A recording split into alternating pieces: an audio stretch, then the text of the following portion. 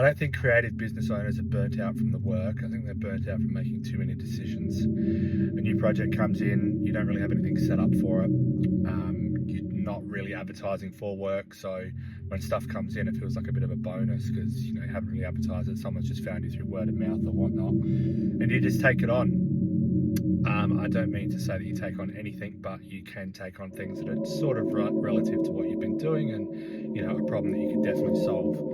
Problem with that is that you end up doing a lot of different projects that all have different stages and different ways to go about things, and nothing was really organised to begin with. So it is a good way to make some money, there's no doubt about it. But at the end of the day, I think that's why creatives are burnt out, not because of the work and the amount of work they're doing, it's because of all the hundreds of little decisions you're making whilst doing that work. Nothing's been organised properly.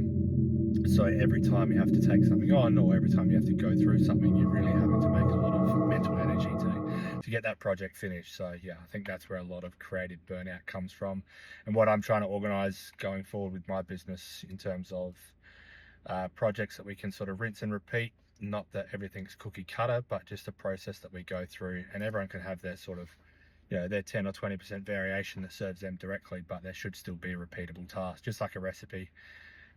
Someone might want to use a different type of flavoring and do it their way, which is easy to do, but the actual base recipe remains the same.